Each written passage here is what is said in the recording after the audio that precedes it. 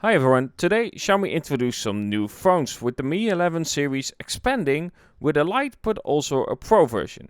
Today however we are limited to the Lite, however stay tuned for the Pro. I will be doing an unboxing of that in of course my 3D style, at least attempting to. However, with that being said, it does take time and I'm a perfectionist, so if it doesn't look really right, I probably won't be uploading it in the way that I'm thinking right now in my head. I might make some adjustments, but stay tuned for that. If you aren't subscribed yet and you are curious to that, of course, don't forget to subscribe. Either way, let's dive into this unboxing of the Xiaomi Mi 11 Lite 4G version, because there are two versions. Of course, when you open your box, you get your normal unboxing experience. It starts with this little booklet where you of course have your normal things in, like your case, but also something extra. But anyway, we'll dive into that a little bit later. Of course, after that, you get your phone, the Xiaomi Mi 11 Lite. Below that, you have a 33 watt charging brick and of course your cable as well. Yes, with this phone, of course, that is included. Now, looking back at that booklet, inside that, of course, you have your protection case, but also sadly a dongle. This means something. Sadly, there is no 3.5mm headphone jack inside of this phone. Really ashamed to see something like that, because I myself am really a fan of adding features, of having more features.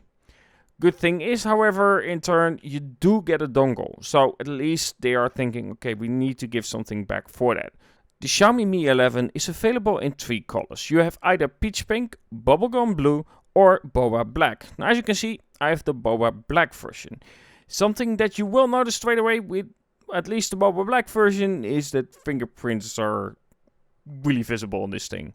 Also, something that I've really noticed is that when I first opened it and held it, it felt so light and so thin. This phone is only 157 grams. I'm not used to that anymore.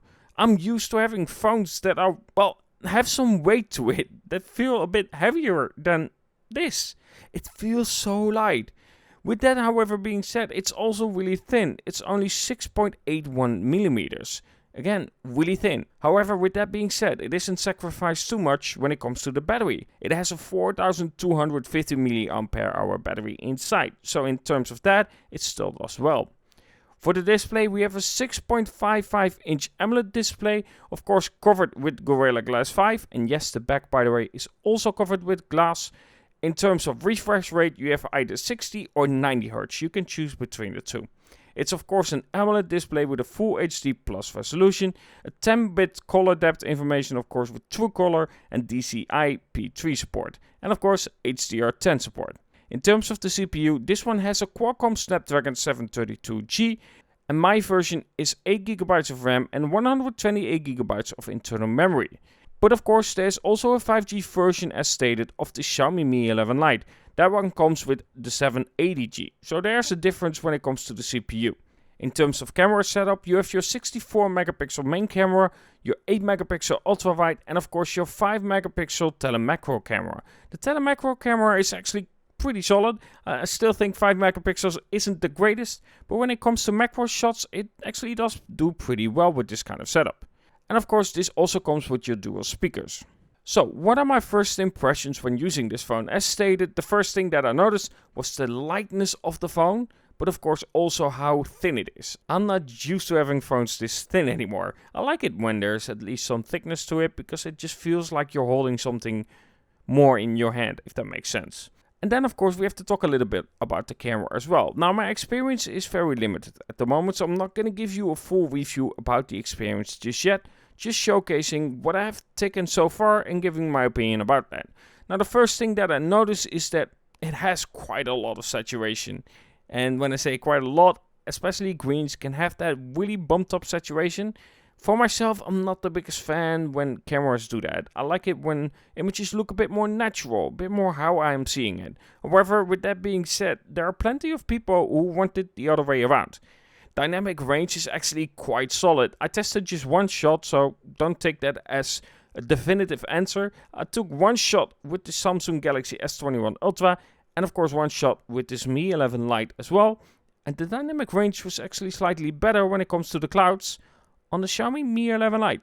So that's quite interesting, but again, stated, it's just one shot. So take that with a grain of salt, but it still showcases how well it does when it comes to the dynamic range itself. Either way, when it comes to this phone, so far I have to say that it seems like a solid offering for a lot of people. For myself, I still want a 3.5mm headphone jack inside the phone, but the camera is at the end for me the most important part. Now this of course is not going to compete with some high-end phones when it comes to the camera, but I think it does pretty well. Either way, let me know what you think about the phone, and as stated, the Xiaomi Mi 11 Pro will come my way, and then I will test it of course and see how it is, but especially I want to try to make that special, unique kind of unboxing experience once again. It takes time, so do give me a bit when it comes to that. Either way, have a good one, and talk to you guys in the next.